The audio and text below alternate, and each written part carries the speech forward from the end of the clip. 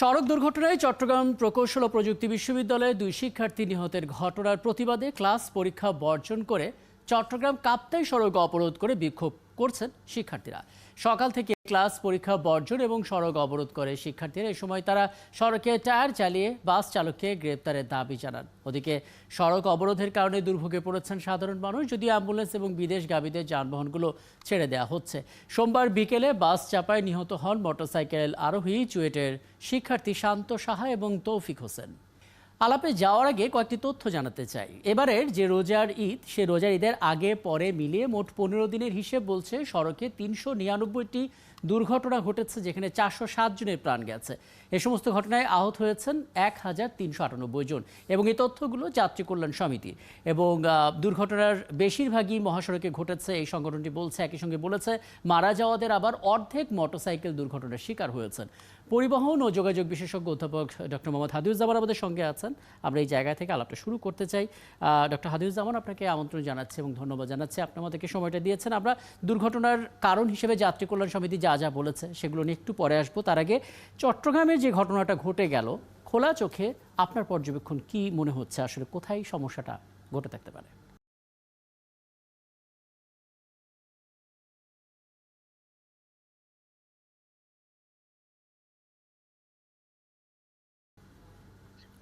রাকিব, আপনাকে আমি বলি, আপনি জানেন যে আসলে আপনার আগুন যখন ছোট থাকে তখন আমরা পা দিয়ে ডলা দিয়ে কিন্তু আগুনটা নিভিয়ে দিতে পারি, কিন্তু এই আগুন যখন বড় আকার ধারণ করে তখন ফায়ার ব্রিগেডের আসলে 10 থেকে 15টা ইউনিট এসে ওই আগুন নিভানো কষ্ট হয়ে যায়। এখন আমাদের সড়ক ব্যবস্থাপনা ঠিক সেই জায়গায় আছে। আমরা খোদ ঢাকা শহরকেই কিন্তু আমাদের যে পরিবহন ব্যবস্থাপনা আছে এটাকে আমরা শৃঙ্খলা আনতে পারিনি। একেবারে উচ্ছৃঙ্খল একটা পরিবহন ব্যবস্থাপনা, যেখানে গণপরিবহনকে সবসময় আমরা বলি যে সেবা দেওয়ার জন্য, এবং যে কোনো মেগা সিটির পরিবহন খাতের একটা বড় অংশ, সেখানে আসলে আমাদের এই শহর কেন্দ্রিক বা নগর কেন্দ্রিক যে পরিবহন ব্যবস্থা আছে সেটা আসলে এখন আমাদের নৈরাজ্যের একটা বড় উদাহরণ। তো আমরা ঢাকা শহরেই তো আসলে গণপরিবহনের নৈরাজ্য ঠেকাতে পারিনি। এটা এখন পুরো বাংলাদেশে ছড়িয়ে গেছে, এবং সম্প্রতি চট্টগ্রামে চুয়েটের 2 শিক্ষার্থী যে মারা গেল গতকাল, সেখানে আমরা যেটা দেখলাম যে আমাদের একটা বাস, বেসরকারি বাস, সেটি মোটরসাইকেল ধাক্কা দিয়েছে। তো এটা আসলে আমি যেভাবে দেখছি যে আসলে আমরা যে কথাগুলো বলেছিলাম যে দুর্ঘটনা কমানোর জন্য আসলে বিজ্ঞানসম্মত কোনো একটি কাজ কি হয়েছে আমার তো চোখে পড়ে না। শুধু সড়ক যেটা আছে সেটা ততটুকুই বিজ্ঞান। এর বাইরে দুর্ঘটনা কমানোর জন্য যা দরকার কোনোটাই আসলে বিজ্ঞানসম্মত কোনো কাজই হয়নি।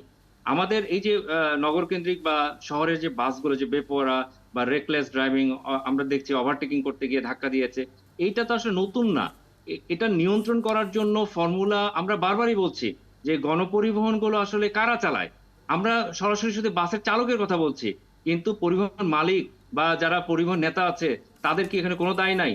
তাদের কাছে আসলে একটা রুট পারমিট নেওয়াই কিন্তু একটা বড় বিষয়। একবার রুট পারমিট নিয়ে ফেলতে পারলে এইখান থেকে সহজে আয় করা একটা বড় পথ খুলে যায়। আপনাকে আর পিছে তাকাতে হবে না। এই রুটে ঢুকতে হলে আপনাকে চাঁদা দিতে হবে, এই ব্যানারেই চালাতে হবে। এবং যারা বাসের প্রকৃত মালিক তারা পদে পদে তাদেরকে আসলে চাঁদা দিতে হচ্ছে, সড়কে চাঁদা দিতে হচ্ছে। অনেক সময় অসাধু পুলিশের কিছু কর্মকর্তা আছে, তাদেরকে চাঁদা দিতে হচ্ছে, টার্মিনালে চাঁদা দিতে হচ্ছে। এবং এটা তুলতে গিয়ে আমরা দেখি যে চালকের সহকারী সড়কে বেপরোয়া। তাহলে আপনাকে তো আসলে উৎসে গিয়ে কাজ করতে হবে। আমরা যে গণপরিবহনকে শৃঙ্খলা আনার জন্য যে আমরা বলছি যে আপনার কোম্পানি ভিত্তিক করার জন্য একটা রুটে একটা কোম্পানির বাস চলবে, এবং সেখানে এই যে রেষারেষি বা ক্যানাবলিজম আমরা দেখি, কে কাকে খেয়ে ফেলবে যাত্রী ধরতে গিয়ে, এবং এই যাত্রী ধরতে গিয়ে যে বেপরোয়া, এই বেপরোয়া মনোভাবের জন্য সড়কে মোটরসাইকেল আরোহী সে মারা যাচ্ছে কিনা, পথচারী মারা যাচ্ছে কিনা, এটা কিচ্ছু আসে যায় না। এটা এত একটা ভয়াবহ আকার ধারণ করেছে, এখানে বিজ্ঞানসম্মত কাজগুলো আসলে হচ্ছে না। আমরা শত শত আমরা সুপারিশ দেখছি, হাজার কোটি টাকার বিনিয়োগ হচ্ছে, কিন্তু কোনো সুপারিশই কাজে আসছে না। আমি যেভাবে দেখি, আপনি জানেন, আমরা অনেক সময় বলি যে অনেক আর্টিকেলে দেখি যে 1000 ওয়েজ টু ডাই, অর্থাৎ মৃত্যুর অনেকগুলো ওয়ে আছে, কোন পদ্ধতিতে আপনি মরবেন।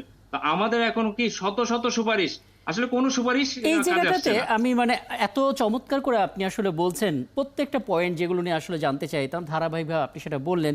আমি কেবল একটা জায়গায় একটু জানতে চাই, এই যে এত পরামর্শ আপনারা দেন, এত প্রতিবেদন আমরা করি, এত আশ্বাসও আমরা পাই, দিন শেষে মৃত্যুর মিছিলটা কমে না। কোন জায়গাটাতে আসলে সদিচ্ছার ঘাটতি দেখেন? আসলে কার দায়িত্বটা এখানে সবচেয়ে বেশি ছিল যিনি করছেন না? দেখেন, চমৎকার প্রশ্ন। আসলে দোষ না দিয়ে আমরা এখন জবাবদিহিতার জায়গায় আমরা যেতে চাই। আসলে আমাদের প্রথম আমি যে শত শত সুপারিশের কথা বললাম, আমি আপনার এই টিভি চ্যানেলের মধ্য দিয়ে শুধু একটা সুপারিশের কথা বলতে পারি, যেটা করলে আপনি দেখবেন অনেকাংশে দুর্ঘটনা, এই যে এই দুর্ঘটনাগুলো শহর কেন্দ্রিক নগর কেন্দ্রিক কমে যাবে। একটা সেটা কি, যে আমাদের যারা বাসের মালিক আছে তারা বাসের যারা চালক বা শ্রমিক আছে তাদেরকে নিয়োগপত্র দিবে, বেতনভুক্ত করবে। তাহলেই দেখবেন যে এই যে রেষারেষি ক্যানাবলিজমের কথা বলছি কমে যাবে। সেক্ষেত্রে আমি দেখছি চালকের যতটুকু দায় না, তার চেয়ে কিন্তু মালিক এবং এই যে নেতাদের কথা বলছি যারা রুট পারমিট নেয়, তাদের আসলে এখানে একটা বড় দায় আছে। এবং তাদেরকে এই যে তাদের যে সিন্ডিকেট, এটা ভাঙার দায়িত্ব হচ্ছে সরকারের। আমি যেভাবে দেখি আমাদের সড়কের রোগটা আসলে রাজনৈতিক, এটা কোনো আসলে টেকনিক্যাল সমস্যা না, এটা রাজনৈতিক পৃষ্ঠপোষকতায় এটা সমাধান করতে হবে। সড়কের যে সিন্ডিকেট আছে, যারা এই যে রুট পারমিট গুলি নেয় এবং তার মধ্যে তাদেরকে চাঁদা দিয়ে বাসগুলি ঢোকাতে হয়, যারা প্রকৃত মালিক তারা এখানে বঞ্চিত হচ্ছে। বেশি টাকা বা আয় করতে গিয়ে তারা বেশি আপনার ট্রিপ দিচ্ছে, এবং যত ট্রিপ তত আয়। তারা বেপরোয়া 16 ঘন্টায় স্টিয়ারিং এর পিছনে চালক বসে থাকছে। এটা তো আসলে একজন জিন ড্রাইভার পক্ষে সম্ভব, প্রকৃত ড্রাইভার এইভাবে আসলে স্টিয়ারিং এর পাশে বসে থাকে, এটা অসম্ভব ব্যাপার। তো সেক্ষেত্রে আমি বলছি এই যে আমাদের সিন্ডিকেট, এই সিন্ডিকেটটা ভাঙতে হবে, এবং সেটার দায়িত্ব আসলে আমাদের সরকারের। এখানে আসলে আপনার ব্যাক ট্র্যাক করার কোনো সুযোগ নাই। যেটা বিজ্ঞানসম্মত কাজ সেটা করতে হবে।